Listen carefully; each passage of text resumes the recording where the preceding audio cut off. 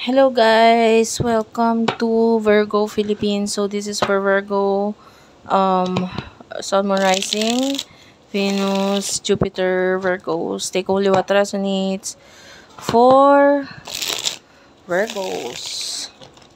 Sa mga gustong magpa-personal reading, Jing Tarot Reader ha. Hindi po ako nagpapa-personal reading. Yan, kasi hindi po ito, kasi hindi po ako available. Ayan. Pero pag nag-available ako, i-announce ko na lang doon sa akin TikTok, okay? Follow mo rin ako doon, Unicorn Princess Tarot. Okay? So, ito yung ang ating first card. Page of Pentacles. Okay. Clarify the Page of Pentacles. Kung nagagalaw yung yung cellphone, guys, pag shuffle ako, pagpasensyahan mo na lang. 2 of Swords is here, Gemini, Libra, Aquarius. 3 of Swords. Okay. Queen of Wands. I feel like with the Page of Pentacles, merong kang mga naiisipan. Yung iba sa inyo, naiisipan mo or ino-offer sa'yo with regards to money. And kailangan mong gumawa ng desisyon regarding dito with the 2 of Swords. Yung iba, naiisipan mo pa lang. Hindi mo pa nagagawa ng action or what. Yung iba naman, pwedeng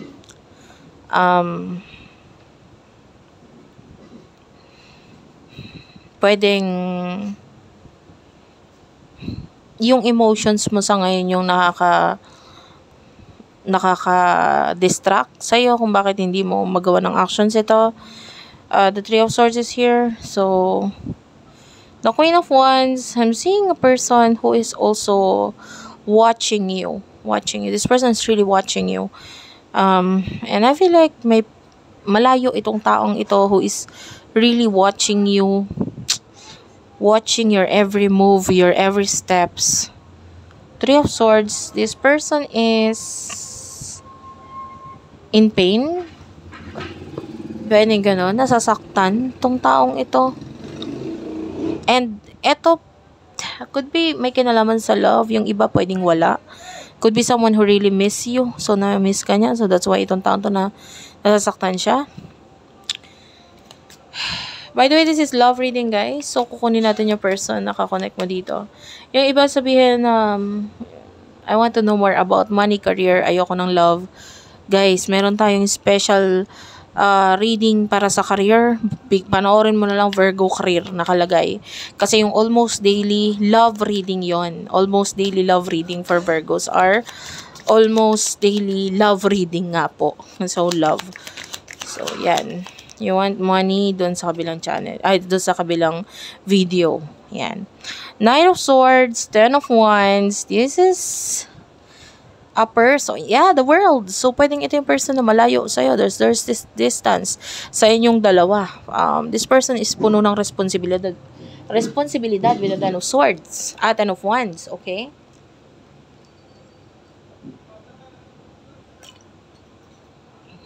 Okay. Guys, kung medyo maingay, pagpasensyahan mo na lang, ha? Anyway, the 10 of Wands, marami siyang responsibilidad. Nahirapan siya actually. Kasi may mga gusto siyang i-take or meron siyang mga gustong gawain na hindi niya magawa because of responsibility. With the Knight of Swords, this person, I feel like umiiwas sa'yo or yun nga, mailap. Mailap itong taong ito. The 8 of Swords is here. So, might be he or she is currently stuck sa something. So, might be isa pa ito sa nagiging dahilan kung bakit hindi siya makatake ng action sa'yo because he or she is stuck. The 9 of Swords is here. 9 of Cups. I feel like there's options dito sa taong ito. And with the 7 of Wands, I feel like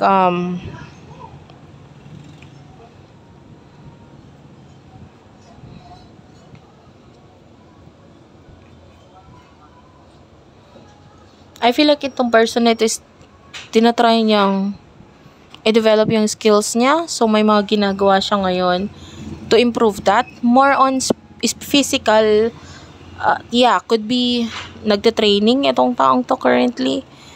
Yan. And training his or her skills, development, etc. This person is nakatingin siya sa future and maybe nag-iisip siya kung may future pa ba between sa inyong dalawa, especially na hindi nga siya makaalis kung ano yung situation niya. Emotions mo tungkol sa taong to.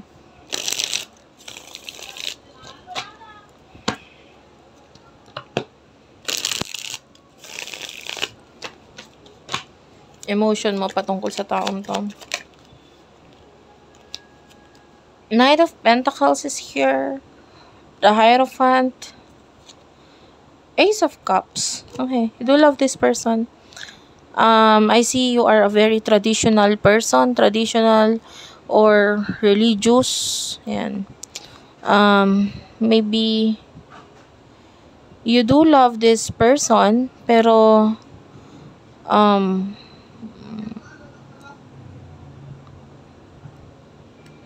some of you want marriage. You want something very stable sa inyong dalawa.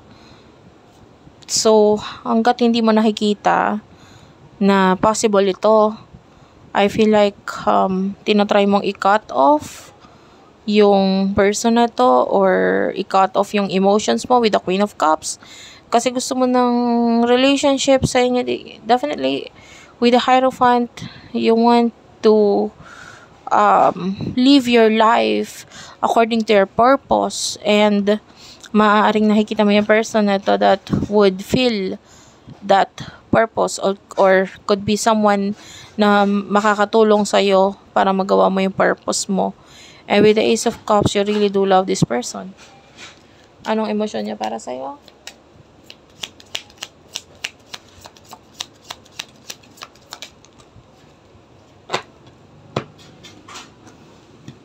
The High Priestess is here. The Tower. And the Eight of Pentacles. Ten of Pentacles. King of Wands is here. Five of Pentacles. Some of you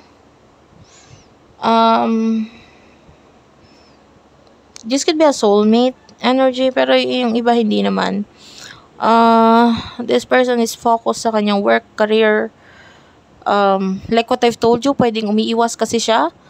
And I feel like meron din siya mga problems regarding money, some kind of ending regarding money. With the King of Wands at the bottom of the deck, at I feel like itong person na ito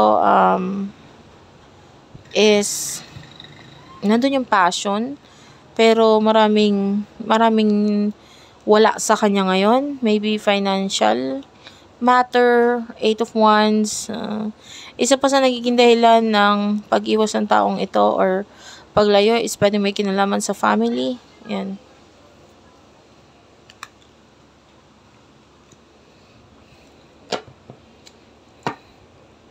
What will be the future sa inyong dalawa for I'm hearing fire sign. You could be dealing with fire sign.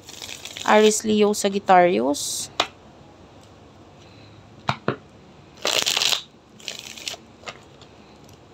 For the sign of Virgo, please. Future for the sign of Virgo. For the sign of Virgo, you do have here the Nine of Swords. Clarify the Nine of Swords, please.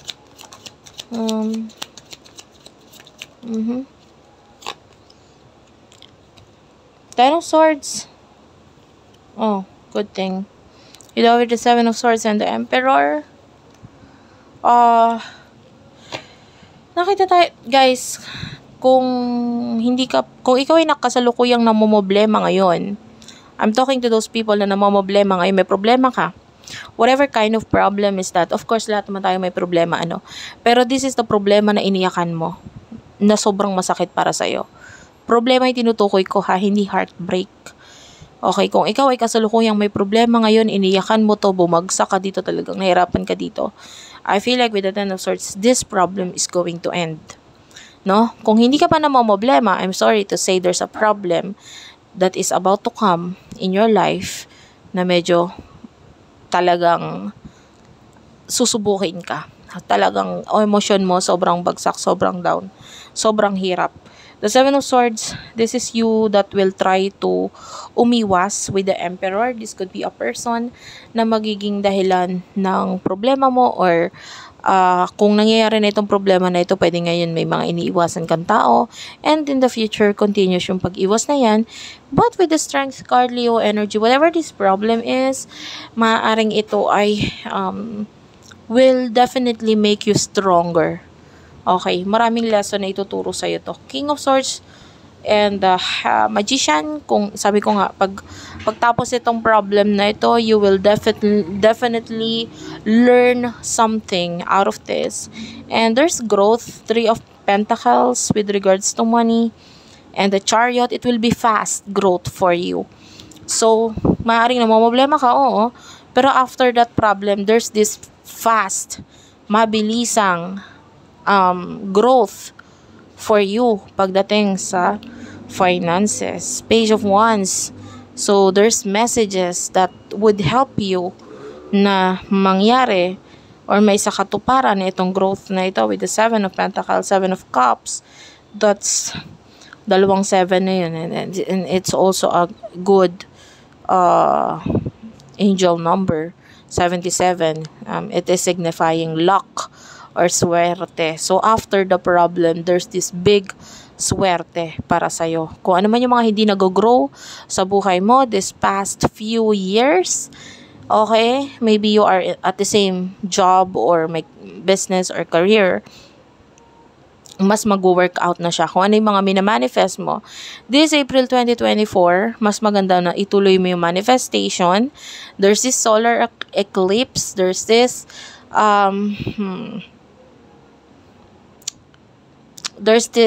energy na ngayong buwan na ito, yung best na manifest. Because kung ano man yung mga minamanifest mo, unti-unti nang mangyayari ito. And of course, hindi naman biglaan. Especially for some of you, pwedeng ikaw ay nagmamanifest na magkaroon ng sarili mong, maging famous. No? You want to be famous. Ngayong buwan na ito, possible na magkaroon ng pagsisimula. Maybe if you have set up your YouTube channel, some of you, may someone na sikat or kilalang tao na manonotice ka, mapapansin ka. And definitely, there's this new beginning sa inyong dalawa. Or new beginning with regards to your money, na yun yung may kinalaman sa pangarap mo. Okay? So, how about your person? How about your person? Please tell me. Temperance is here. You're dealing with someone na patiently waiting sa'yo. Talagang, so, naghihintay siya, but there's this action mula this person na to. Judgment is here with the Knight of Wands. May action, and I feel like magpapakita itong person na ito sa'yo ng actions, or maybe magiging clear sa'yo kung ano yung motibo or gustong mangyari ng person na ito this April, no? And I feel like something to do with money problems or what. Kaya may mga actions na gagawin, like pwedeng makipag-usap or magsalita or tumawag itong person na ito sa'yo. And I don't know, some of you pwedeng hindi ka sure sa intentions niya or sa kung ano isasagot sa kanya, whatever, but I can see definitely kasi yung focus mo is regarding your new beginning, especially regarding money. Ayan. So, that's it for now. Thank you for watching. I love you all, and bye-bye.